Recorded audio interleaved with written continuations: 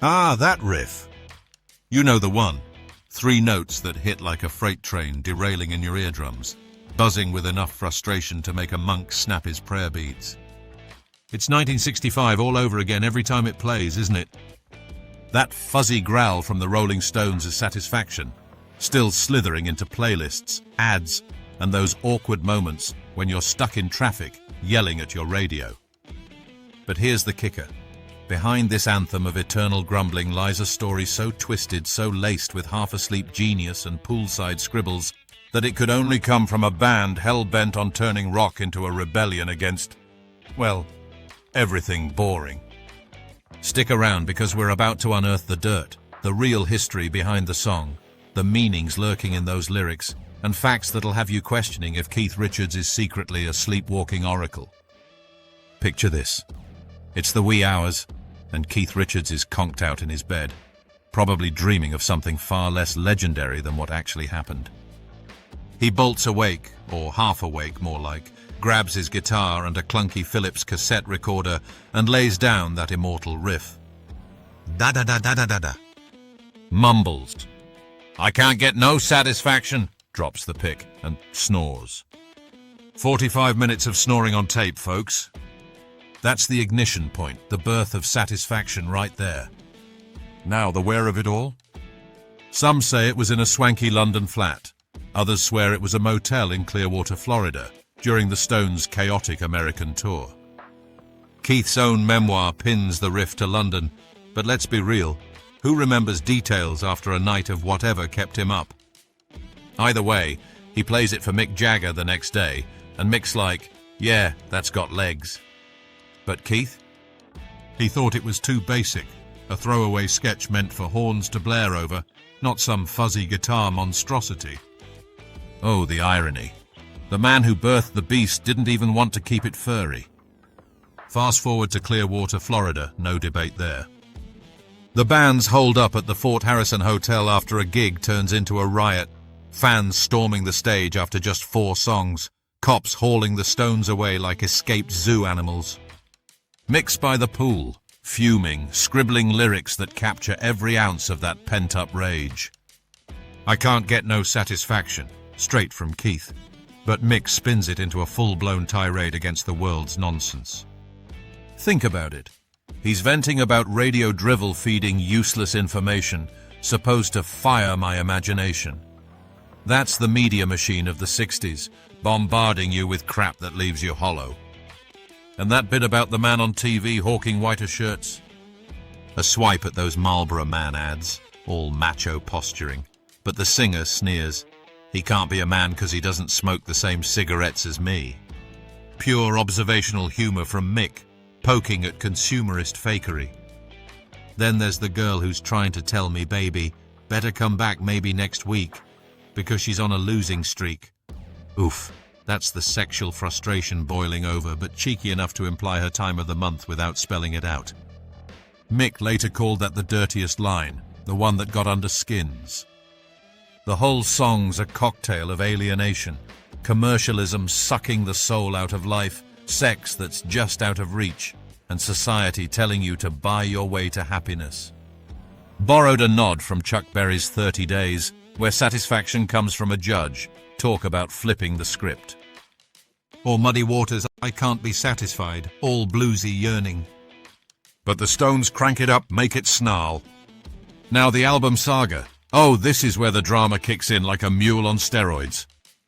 The Stones haul into Chess Studios in Chicago on May 10, 1965, laying down a raw acoustic version that sounds more Dylan than devilish. Brian Jones even tosses in some harmonica for that folksy vibe. But it doesn't click. They jet to RCA Studios in Hollywood 2 days later, and that's when magic or mayhem happens. Keith plugs his Gibson into a Maestro fuzz tone, this little pedal that's basically a battery-powered buzzsaw. He meant it as a placeholder, a stand-in for brass horns that had blast the riff like a soul review. Picture Otis Redding's cover later that year. He did exactly that, horns wailing, and Keith loved it so much the Stones started aping it live. But in the studio, the band manager Andrew Oldham and engineer Dave Hassinger hear that fuzz and go, nah, that's the sound. Keith fights it, thinks it's too gimmicky, a one-off trick.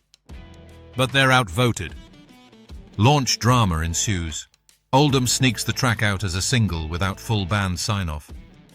Released in the US on June 4, 1965 by London Records, backed with the under-assistant West Coast promotion man, a satirical jab at industry suits.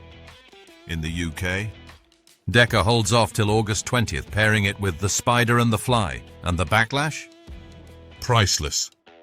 Pirate radio in Britain blasts it because mainstream stations balk at those suggestive lyrics. Newsweek calls the Stones a leering quintet, peddling tasteless themes. Some US spots ban it outright. On Shindig, they censor Trying to Make Some Girl, splicing the audio like bad surgery. Even Ed Sullivan lets it slide uncut in '66, but fast forward to Super Bowl XL in 2006, and it's the only Stones tune not bleeped in their halftime set.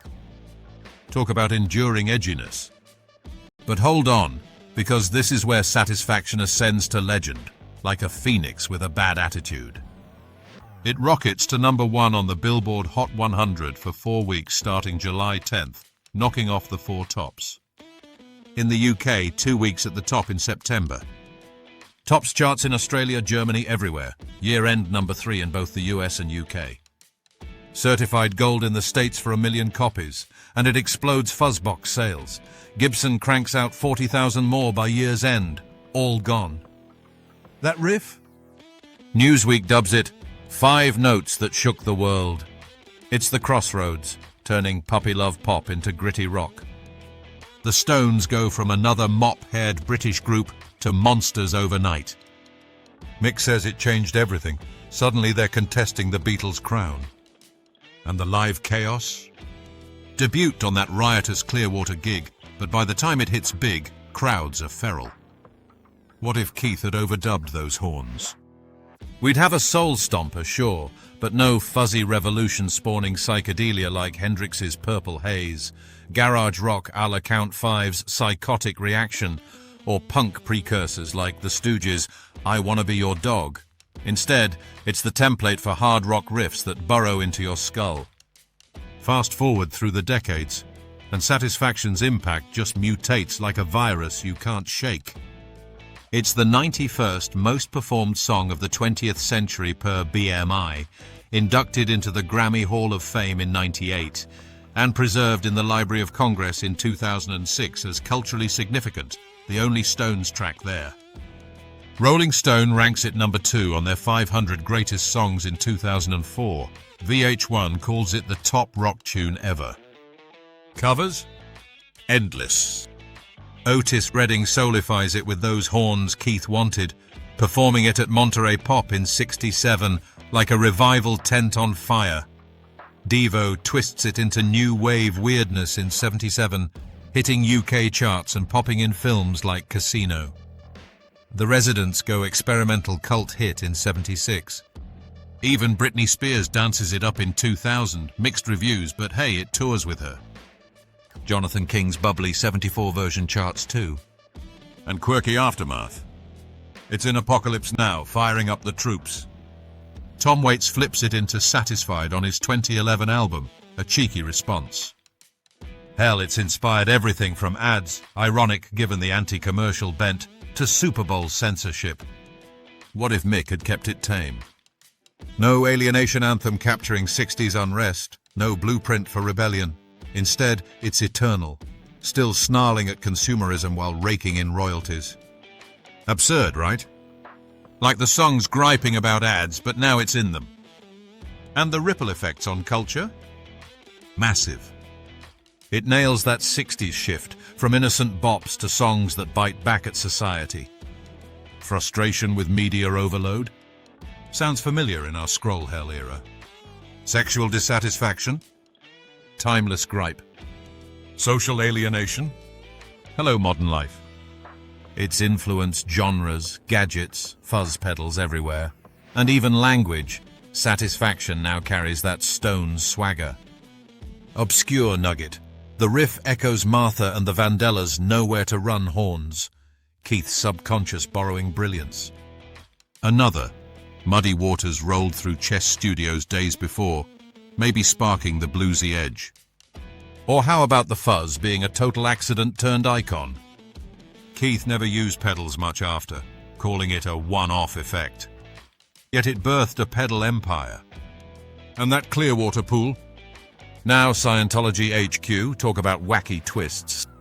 Imagine Mick scribbling amid future cosmic vibes. Or the fact that Richard snored through his own genius. Proof even legends need a nap. So there you have it. The wild, wacky history of satisfaction. From sleepy riff to cultural earthquake. If this tale of fuzzy frustration and lyrical lashing got your blood pumping, smash that like button like it's a fuzz pedal underfoot. Subscribe for more rock lore that digs deep without the fluff, and hit the bell so you never miss a beat. Share your own no satisfaction stories in the comments. Did this song ever fuel your rebellion? Until next time, keep chasing that elusive high, because as the Stones taught us, sometimes the hunt's the fun part. Rock on, you magnificent misfits!